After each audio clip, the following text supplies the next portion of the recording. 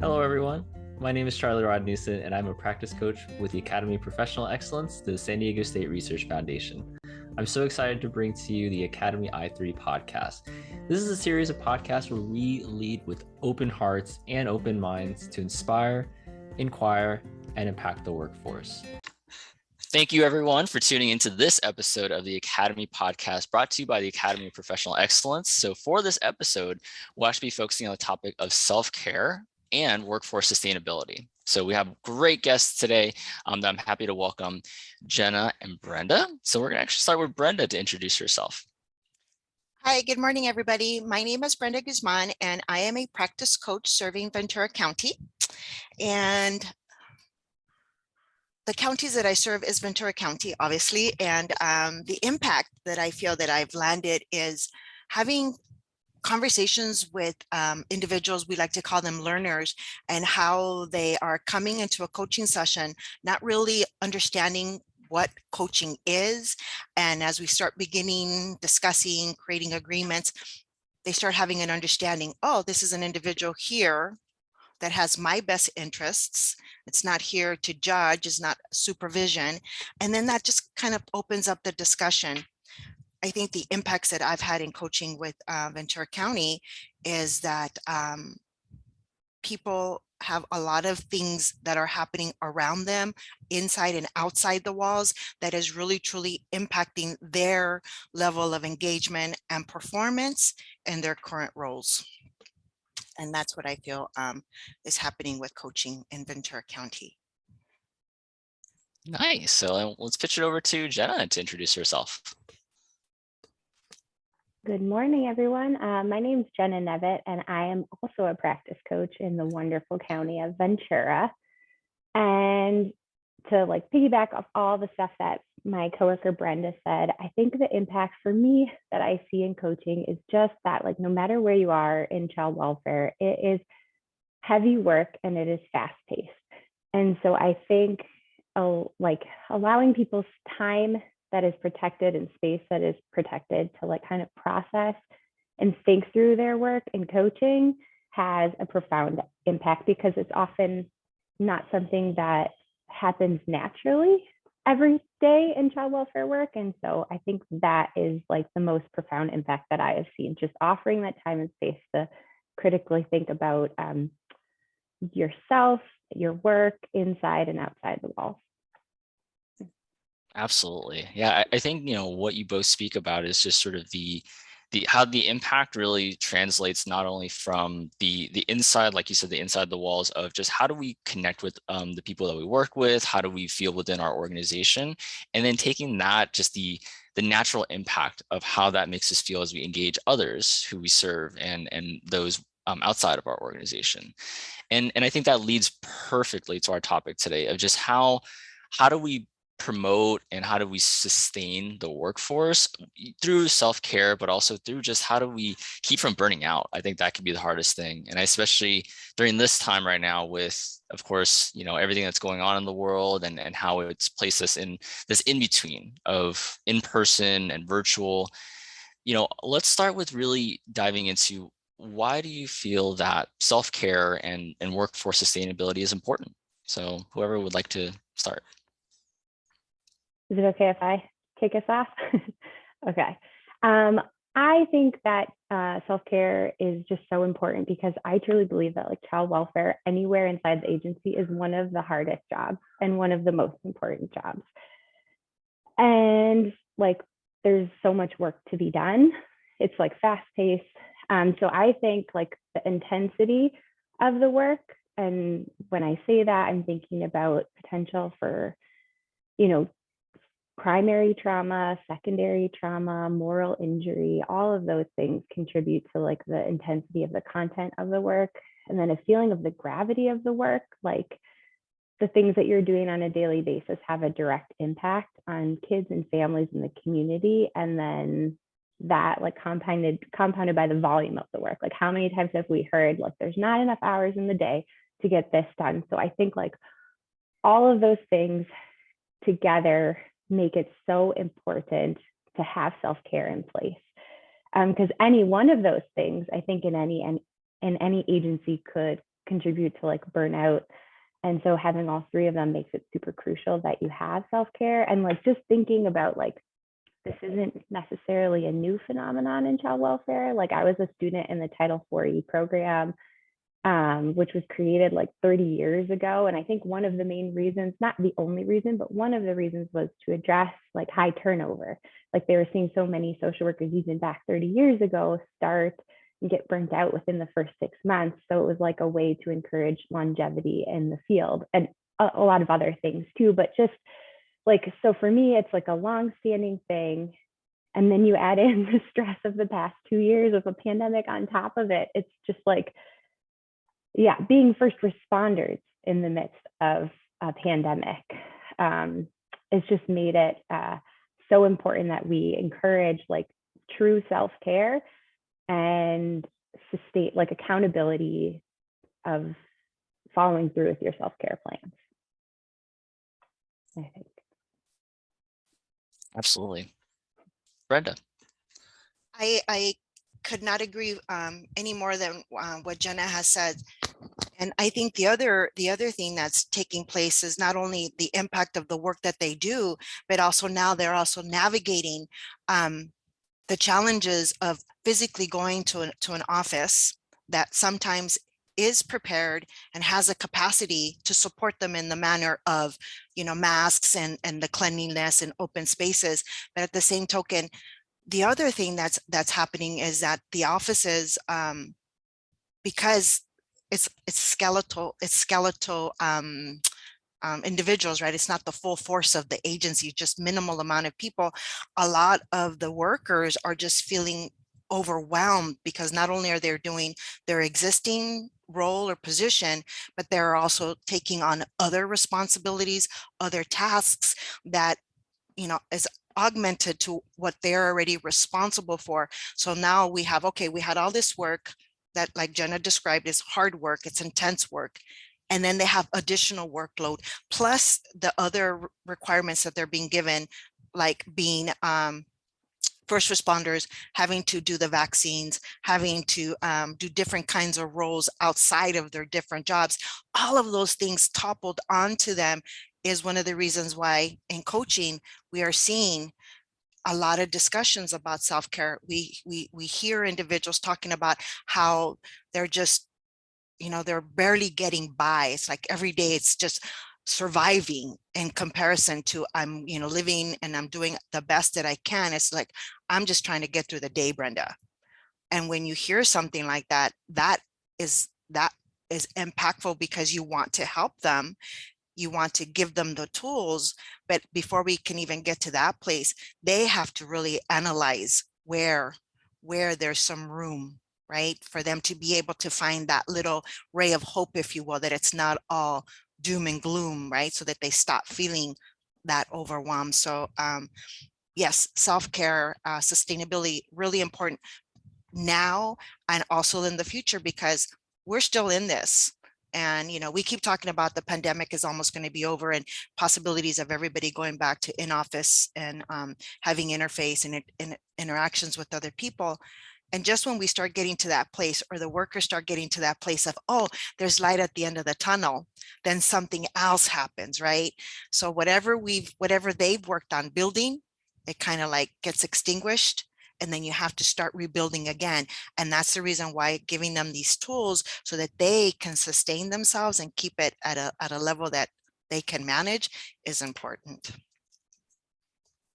Absolutely. Yeah, I think what you both speak about is just that there's such a shift in a constant shift, in fact, that there's the shift in the environment, the shift in just the workforce in general, and that within this field, like it's almost sort of being able to name, hey, this is just what it is, this is what's going on, and acknowledging that it exists. And at the same time, being able to kind of see like, how do we almost like not necessarily prepare, but how do we sustain the fact that we know things are going to constantly change and we're having to adapt, and it's going to show up differently for each person. And as I think something that stood out to me when we were talking in preparation for this episode is that reflecting on just what makes sense for you. and how that shows up for each person. I forgot who was it that mentioned that. Could maybe either of you share about what that really means, sort of like reflecting out what makes sense for you?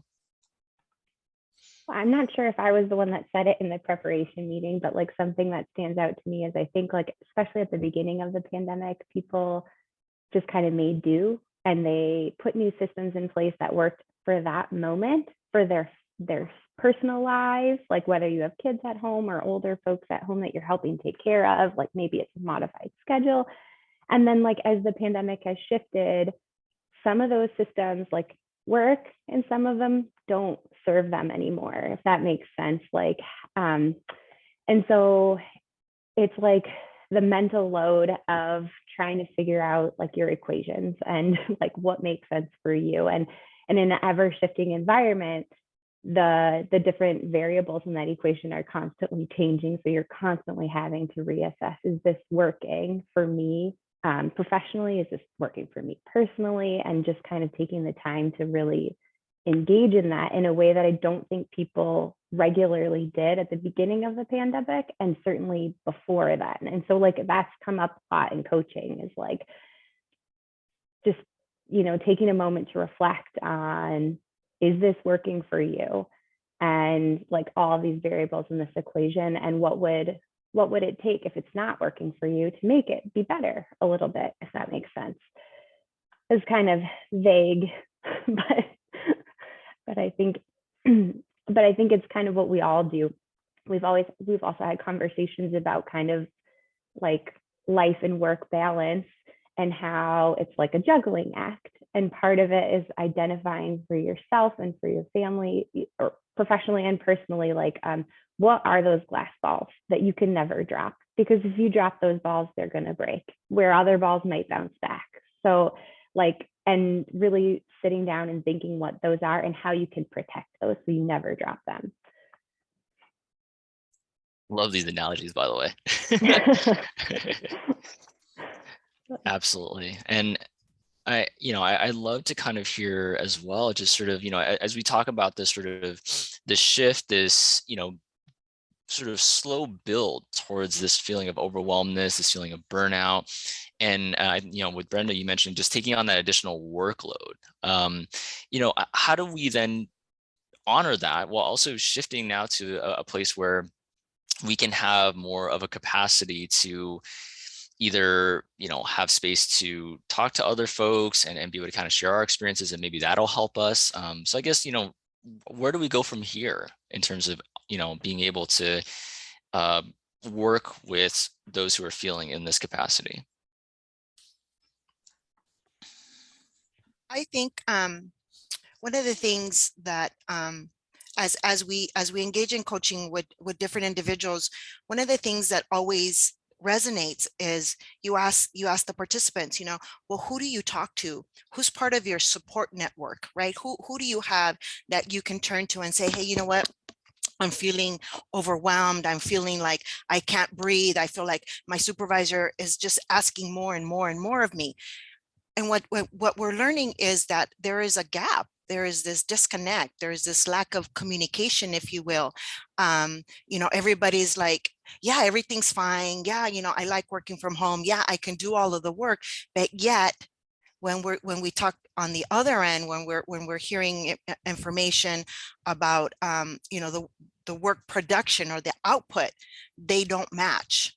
So there's something that's missing. Like if we're talking mathematics, like Jenna said, there's something missing in that equation, because they're saying, I am drowning, I'm feeling overwhelmed, I have all of these things. But yet when the supervisors or the managers are saying, here, we're going to give you this assignment, or we want you to do this, the lack of communication and saying, hey, you know what, I'm feeling a little, this is too much for me at this moment. Can I pass on this assignment, or can you maybe help me, or assign or give me somebody who can help me with it?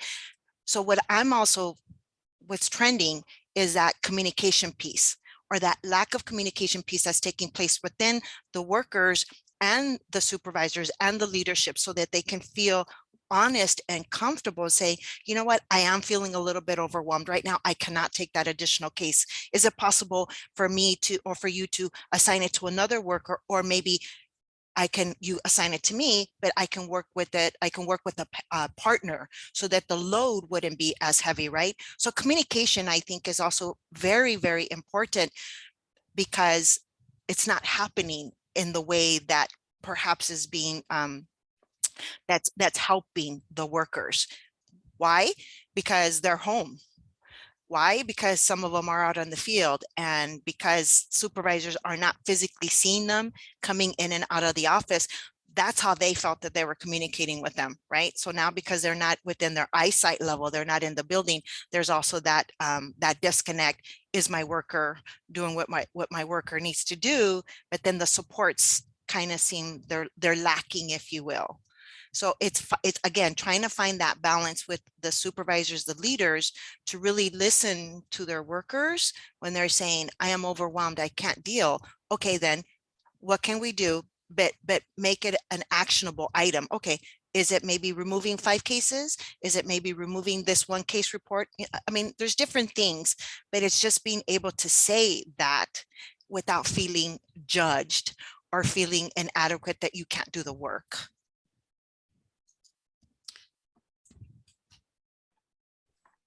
Yeah, and I think, like, I don't know, some other, like, through coaching, I think, like, we've offered some different opportunities, like through group coaching, and in Ventura we do coffee with the coaches, which is just like an open forum where people can show up and talk about a case or really whatever is coming up for them. And often a lot of what we see is just kind of conversations around this work-life balance issue, or feeling overwhelmed at work, or overwhelmed with a specific case. And I think the cool thing that we've seen through that is, like, there are often different people from all over the agency at different levels in that meeting. Or that coaching, group coaching, is pretty informal. And I just think it's like a space for people to process, and through hearing other experiences, it like offers connection. It offers, like, them to feel like, okay, I'm not alone in this. And then it offers everyone an opportunity to learn from each other too. So if somebody else has dealt with this and has figured out a system that works for them, they can offer that, and they can kind of like bounce ideas off of each other. And also it's an opportunity for a little bit of like education about self-care. Brenda and I kind of try and slip that in, or others offer it for themselves. Because I think for a long time there's like this conception about like self-care being like, take a bubble bath and drink some wine and like whatever. And that might be sometimes what you need, and it might do the trick. And oftentimes it's not. Like, sometimes we need more. And so we do some like education about the different types of self-care. So like physical, emotional, spiritual, social, like how are all of these different realms of your needs being met? Are they being met? And if they're not being met, like how can we like help you put systems in place to support those areas? Because self-care is about a lot of different things. So some of what we're doing, I think, and I think the pandemic has actually helped this. We had this conversation yesterday. Like, I think it's made mental health care and self-care kind of come to the forefront for everybody around the world.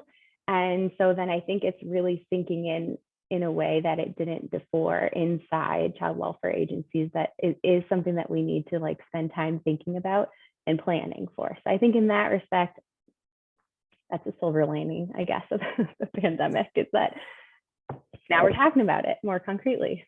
Yeah, I love that reframe, and what you both really shared is just sort of that process of how do we take intentional action to be able to do, you know, in the case of really being able to do certain things, of maybe opening up to others, having a space to be able to open to others, or not do, you know, sharing with my supervisor, hey, I can't take this on right now, or I may need some support with that. And there's some intentionality behind that, because as we know about self-care, like, it's easy to say, but it's harder to practice, harder to put it into practice. And so we have to sort of put ourselves into a space where, okay, how can I find some success through my intentionality of the self-care?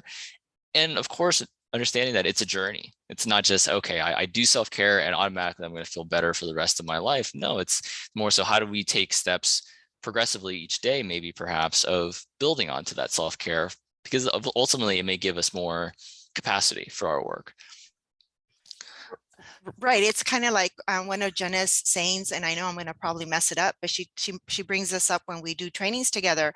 You know, you wake up one morning, you're like, oh, I'm going to work on myself. I'm going to start taking care of myself. I'm going to start eating right, and I'm going to exercise. So we have all of these great intentions, which is wonderful, right?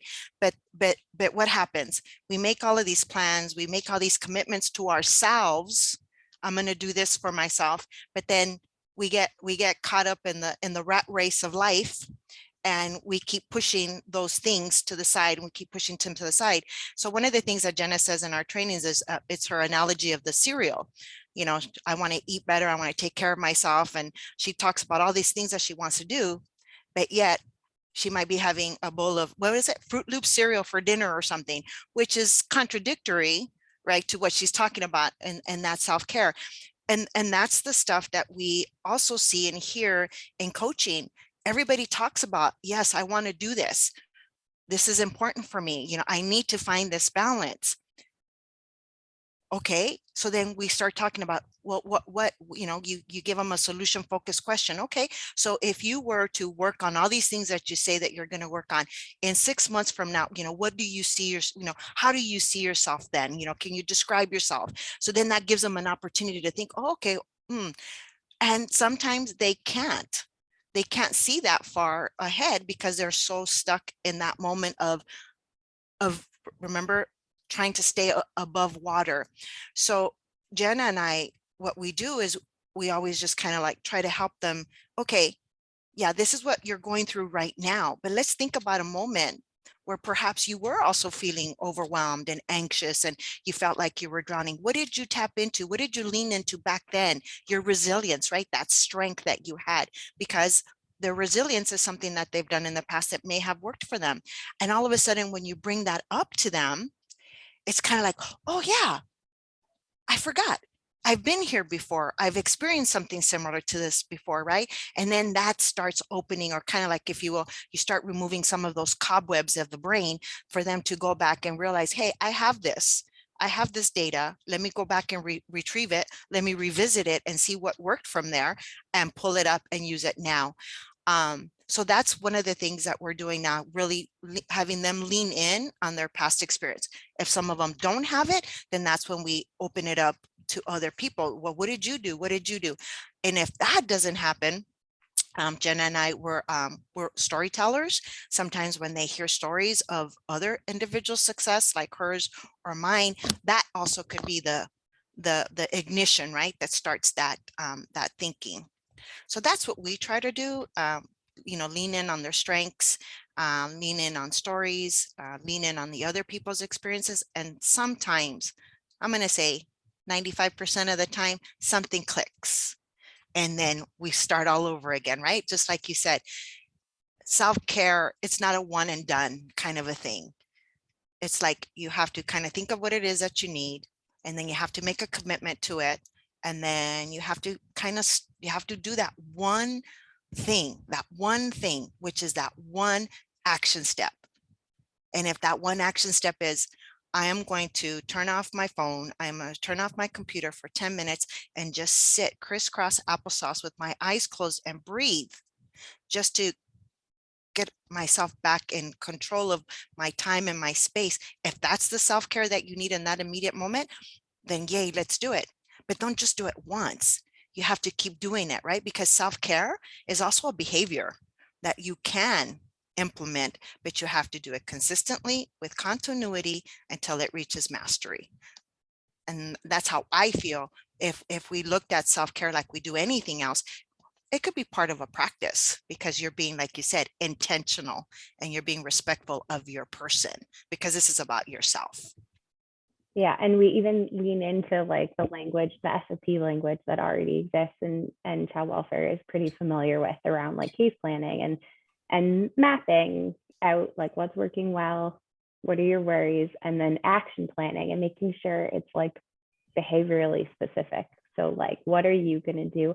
And then tapping and asking people how they can tap into their support network to help them hold them accountable, hold themselves accountable. Like, who can help you inside the walls do this? Or if it's something at home, like I'm just going to use example of myself so I don't give other people's examples, but like, if I really find value in taking a walk every day, like getting outside in nature. And so I ask my husband to help hold me accountable to that. Like, if he notices I haven't, like lovingly checking in as to like why I haven't gone on a walk and maybe encouraging me to do that. And so like leaning into your support network, either at work or at home or both, to kind of help you with your plan, whatever plan you have in place. Because like Brenda said, like the world is going to come and mess it up like it always does.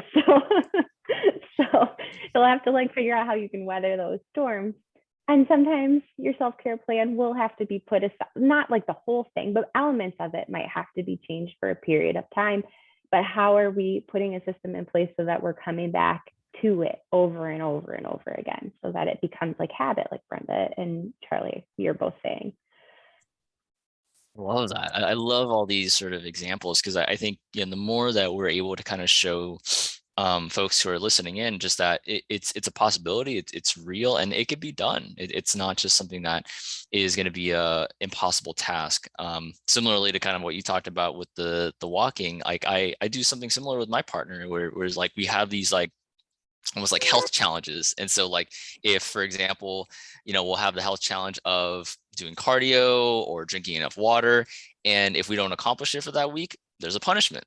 So I mean, that's just how we work, that we're better off in that. I think that kind of goes with just sort of knowing yourself, knowing what works for you, knowing what motivates you, and how do you sort of tap into that.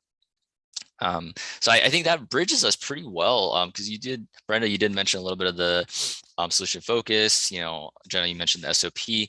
Let's turn a little bit towards now the tools. What are some tangible tools that maybe those in the workforce can start to look into that's going to help them, really build on this self-care? Well, we in coaching, we talk a lot about, the sense of self, right? So one of the things that when individuals are struggling and they're feeling, overwhelmed, and they're sitting, if you will, kind of sort of in the judger pit, and they're sitting in the mud, and we encourage that. We encourage them to sit in their judger pit for a little bit, while they're regrouping, while they're thinking what it is that they're going to do. But one of the things that we've also talked about in coaching with our participants is affirmations. Because sometimes when you are in those spaces, right, when you have been sitting in the judger pit for a little bit, you've been sitting in the mud and you're trying really hard to get out of it, just to find that path, that secondary road, because that's what it is, right? You have the learner lane, or the judger lane, or the judger pit lane. So you have to make a choice, which is that one instrumental action item, if you will. So when individuals are feeling the way that they're feeling, they're in this negative space, we need to kind of sort of lift them up. And one of the things that we talk a lot about is affirmations. How can we turn it around, right? Turn something that is a negative feeling or emotion and turn it into maybe something a little bit more uplifting or positive.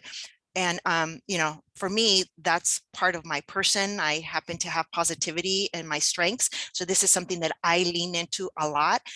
When I'm feeling down and I'm in my judger pit, I give myself permission to sit there. And in my self-care, I give myself time. So it's like, okay, I'm going to sit in my judger pit for one day, and I'm going to sit and I'm going to wallow and I'm going to do all of the things that I need to do. But then once those 24 hours are done, okay, got to get up and get into action. And one of the first things that I do is I give myself affirmations, so that I can start shifting my perspective and start shifting my emotionality, and put that positive energy out in the field. And instead of saying I'm helpless, I'm drowning, I'm hopeful. Today's a better day. Today I'm going to accomplish one thing off of my to-do list, whatever. And that's what gets me going. So affirmations is one of the tools that we've used with our learners. We've also given them lots of research material and handouts that the child welfare agencies have put out with regards to pandemic, and keeping staff engaged, how to engage in meetings, right? Zoom burnout, all of these things that before we weren't talking about, they're very prevalent now. We're, again, like Jenna said at the very beginning, we've really honed in on education, right? Really educating them as well by giving them these research materials, these coaching nuggets, so that they can see, like Jenna said, all of a sudden they're realizing, oh, there's a lot of people that are going through this. It's not just myself. And here are some proven strategies, if you will. And let's see, maybe one of these is something that I can use. So those are the things that we've done. And then Jenna just talked about, we've given them mappings, we've given them action plans, we've given them assessments so that they can check their assessment level of their self-care and how much or how little they're implementing. And I gave a coaching participant a self-care assessment, and it was really interesting for the learner to come back and immediately say to me, oh my God, Brenda, I have no self-care. So what this person was identifying as self-care pursuant to the assessment was not self-care. And that in itself was the shift for this person. Yeah, that's so interesting. Like, so the education piece of, and figuring out what's like actually going to work for you and fill, I don't know, we say fill your cup, fill your bucket, rejuvenate you, I think is a huge piece of it. And I think it's interesting because Brenda and I are similar, but we have very different approaches. So like affirmations don't come as naturally to me. I'm not as positive as my friend Brenda. And so like I gravitate towards, and people, like different people, different things are going to work and speak to different people, right? So one thing that I've found that has been useful when I think learners are in that space of needing to process and kind of needing to sit with it for a minute is the like self-compassion piece, like naming what it is they're feeling without attaching any kind of value to it. Like, it is just what I am feeling right now, and that's okay. And then other people in the world are also having this experience at the same time as me, and like, let's figure out how to get through it together, I think is something that, so I call it self-compassion. It's very similar to the process of affirmations, but I'm just not as good as affirmations as Brenda is. So it's just like part of the self-care piece is like trying some things on. Like self-compassion might work for me, affirmations might work for someone else, and something completely different might work for somebody. So it's just kind of like trying some things on, seeing what works. And another piece, like diving into the mapping that Brenda and I try and do, is like really drilling down into what are you doing right now that's serving you really well, that's working well. How can we do more of that, can we do more of that? And drilling down into what is not working for you, what's not serving you. Because sometimes there are negative coping mechanisms that we call self-care too, and other things. And so kind of drilling down into that behaviorally so that we can then come up with like, what are we going to do now and who's going to support you? And so it's very similar to like just a mapping generally, but it's more focusing on like tapping into you and what's working for you and the emotions behind it. And social workers are just helpers. So they do this all day with other people, but it's hard to do it for yourself. So it's a completely different skill set and like thought pattern, I think. So it can be kind of difficult to tap into that for yourself. Right. And talking about, because social workers have that desire, right? That's their calling. That's the reason why they do the work. They want to help. And sometimes that becomes the issue that then affects their self-care, because they're doing 10,000 things, right? And they're doing it all at once, and they're trying to help everybody. And that's where sometimes their boundaries or sometimes their boundaries are overlooked, if you will. They might have boundaries, they may have set boundaries for themselves, but in that desire to support and to help families and the children and to help their teammates, then that's when they take on those extra assignments or that extra work. And then we go back to the beginning, right? They're feeling like they can't handle it. They're feeling overwhelmed. And then they'll come to coaching, or they'll come to a coaching session and they're talking about, oh, but I'm feeling, and then we'll ask them, okay, let's talk about what are your boundaries? or talk to me about what your boundaries are, right? And a simple boundary is, what are your what are your office hours? That's the first question. And then somebody will say something like, oh, well, I'm on call. Okay, okay.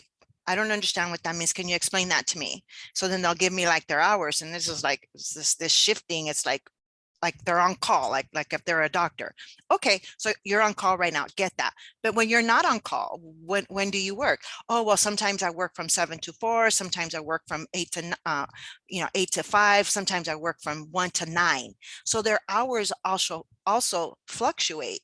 So I'm like, okay, and is that working? Is that working for you? Is that working for your family? Just like Jenna said. And then they pause, and then they'll respond, not really. So then the next question becomes, okay, then what would work for you? Another solution focused question. If you can create the schedule where you could have that balance, what would that be? And then they get, there's a level of excitement that rises, because all of a sudden they start thinking, oh, shoot, I have a say in this. I can make a change in this. And then all of a sudden they start realizing, boundaries are something that are approachable, and I have some level of control in my boundaries, right? And then that becomes an engaging conversation. For some people, boundaries are very difficult. Boundaries, they come back to our culture. They come back to the way that we were raised. And that's the reason why some people, I believe some individuals have difficulty saying no, or doing more than they're supposed to, because that's not something that was said to them. You can say no, you can say, I need help. I know you guys know me, but you know that we come from a generation of work hard. We have to work hard, and, help as many people as you possibly can. And if that's the way that you were brought up, that's your schema and the way you operate, boundaries is going to be difficult for you. But it isn't until you start really, like, perhaps in a mapping, you really start seeing, writing down what you're doing, and then all of a sudden you see this clear picture, and you're like, oh wow, yeah, I really do need to focus. I need to focus on this. Because when you have a person who's saying, I come to the office, or I come to my desk, and I have this report to write, but I've been on the phone, I've been dealing with fires, I've been dealing with emails, and they still haven't gotten to their work. Okay, again, what are you doing? How are you setting up your day? Because you have that control, right? And I find that interesting, that a lot of people don't see that for themselves, but they have that expectation of other people, right? Which is a conundrum that we as coaches, we are also trying to balance, to be able to support both sides. So as we all know, in coaching, we can't control the other person. We always just reflect and, okay, what can you do? So if boundaries are your issue, what would be the one thing that we can do to help you? And for some of them, it's really breaking it down. And again, that mapping, for some of them, in that mapping, they see their time management. And for some of them, it's maybe that lack of time management that then affects their productivity, their output, which then goes back to their boundaries. Yeah, like we talked about too, like, is the deciding what your boundaries are, and then who are you communicating to the boundaries to? How are you reinforcing them, and how are you, like, holding true to the boundaries that you've decided? I mean, always there are going to be exceptions, but generally, like, how are you following through with that? Because I think that communication and enforcement piece is really hard and it takes a lot of time. And if you're not used to doing it, it's going to be difficult, and it's going to be a change of pattern of your behavior. And like, one thing that we also like to bring up too is that, like, self-care should not be for the purpose of being more productive or doing more work either. Like, self-care is really, like, so that you are restoring yourself and taking care of yourself. And a potential benefit of that is that maybe you're more productive, or like you're maybe able to do things, but it's really like tending to yourself. Because our supervisor, Kate, always likes to say, like, how you are is as important as what you do. So like, when you show up to work, you bring your whole self, and it's so important that you take care of your whole self so that you're able to do the work, especially in this challenging field. So like, I think bringing it back to that value can just be helpful, because it's comforting to people to know that like, this isn't about like, you're not doing a good job, you're not doing things right, you're not like the values that can be ingrained about like self-care or not doing enough or not doing it right. So I think it's just about taking care of yourself. Does that make sense? Totally. Absolutely. Yeah. I think you both have shared some amazing just concepts and things to really think about in regards to unpacking what self-care is, and really seeing how the application of it is beyond, like you said, just how it makes us and translates that into the work that we do, but it's more of a restorative practice. It's a thing that we invest in ourselves to be able to do and give more capacity, not only for our personal lives, but also our professional lives as well, and beyond that, whatever that could mean. So definitely appreciate the conversations that we've surfaced today. So I mean, for our leftover time that we have, I mean, are there any sort of final takeaways or last words that you'd like to share with our listeners before we close out our episode?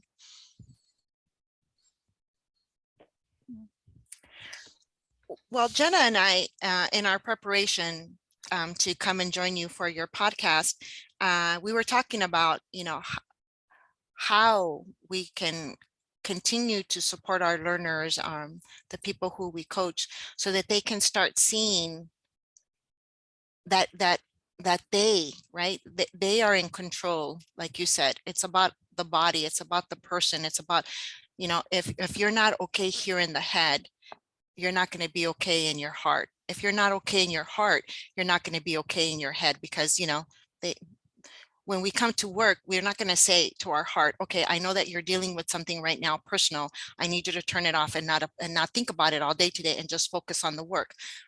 That's a nice thought to have. We all know that does not happen. And right now more so, because we are living in the times where our home and our work are the same thing. They are in the same place for the majority of us. And some of us have the luxury of having a designated space where we can call this our office. And, and when the work is done, we can close the door and everything stays there. And then you go into your home life. But some people don't have that capacity, right? And some people, have their office in their bedroom. Some people have their offices in their dining rooms. So there's that bleeding over, right? Maybe not bleeding over, but it's that how it just overflows into these other spaces, which then makes it difficult to be able to have that self-care and be respectful of your time and space. Because if you're sitting in your living room watching TV, if you will, but you can see your desk and you're looking at the stuff that's on your desk, you're like, oh my God, I still have to do the notes for da-da-da-da. Oh my goodness, I have to send that email to John. Your brain is just going and going. So that's a problem. But when Jenna and I were talking yesterday, one of the things that landed for me was respect. And we were talking about respect, and I was talking to her about how, as an educator, we start teaching children about respect at a very, very young age. And the way we teach them about respect is about, listening to your peers, saying please and thank you, may I, can I, have a turn, that kind of language. But not only that, we're also modeling the behavior of how do we speak to one another, right? We call each other by our names, Mr., Mrs., Miss Brenda, Miss Jenna, Mr. Rodnuson, whatever. So those are the things we teach children, and we're really good about that. But then when it comes down to ourselves, sometimes we respect ourselves, like in that self-care issue. I am going to drink water today, and I'm going to drink, 6 glasses of 8 ounces of water because my body needs it. I'm going to hydrate. But because you get so busy in the day, and I hate to say this, but I am guilty that I get so busy that I do not hydrate. That's my bad, right? That's my problem. When I do that, I get upset with myself because I am showing myself that I did not respect myself that particular day, because I said, I'm going to take care of myself. One of the things that I am going to do for my body is hydrate because I need it. And when I don't do it, I didn't honor myself. I didn't honor my body. I didn't give my body what it needed, which was hydration. For some people, it's that mental separation. For some people, it's that physical separation. We sit at desks 8 hours a day sometimes. Guess what? We need to get up. We need to stand. We need to stretch, right? The simplest thing of maybe just, touching your head or whatever, but it's that body movement that we need to do, again, for our bodies, so that we don't have the aches and pains that we might have later in the day. So for me, respect was something that really resonated, and up until yesterday, hadn't tapped into it just yet. And I don't know, maybe after the conversation that I had with Jenna yesterday, respect was so prevalent in my head that respect came into a coaching session. And I asked that question about respect, what do you do?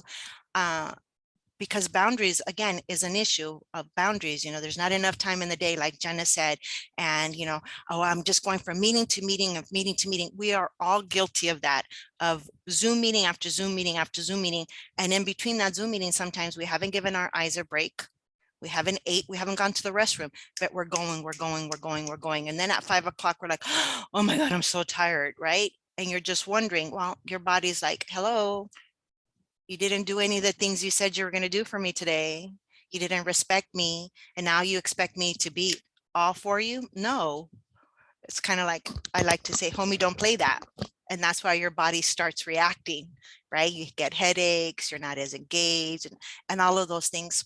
So for me, I think really talking about respect, if I look at it from the religious connotation, I was taught that my body, I am a perfect specimen. The higher powers created me in this perfect specimen, right? When I was made to perfection. I was made in his image, right? And there's Bible verses, I can't quote them because I don't know them, that talks about how we're supposed to protect this temple of who we are, right? So if I sit in that space as well, self-care is also part of that, taking care of my temple. So in order to take care of my temple, I have to respect my temple, my body. So that's one of the things that I think I might be implementing as well in conversations about what does respect look like to you, and how are you respecting yourself? What would be some examples of the things that you're doing that you're demonstrating respect for yourself, and see where that leads in the conversation. Thank you, Brenda. What about you, Jenna? I think, I don't know, my takeaway is going to be short, and I think I'm going to try and keep it brief, but like in child welfare, there's all these like compliance measures, right? We're worried about getting things done and doing them right and doing them best practice. And I think we need to include in that conversation, through supervision and through check-ins with your coaches and your coworkers and your family, how are you taking care of yourself, and is that working? And so it's like a safe measures, but for your self-care. You should be checking in as regularly, if not more regularly, than you're checking on the status of your cases, because like we said, just how you are is as important as what you do. And so just taking time every day or every week to check in with what's working. Do I need to adjust anything? How am I feeling? Just checking in with yourself can make a huge impact to start taking those little steps towards change and towards making things better, hopefully. And if things aren't working, then you can change them, right? That's the best thing. That's what this pandemic has taught me, is that you can always change things. So I find hope in that. I find solace in that. And so I hope that we can kind of lean into that as we move forward. Awesome. Well, thank you both so much for just sharing a lot of your experiences, sharing a lot of just, tips for the workforce, and how we can, all together, as a workforce, be able to promote that self-care, as well as be able to kind of sustain a little bit more as we go along to support others. So yeah, thank you all. And thank you to our listeners as well for tuning into this episode. We'll catch you next time for another episode of the Academy Podcast.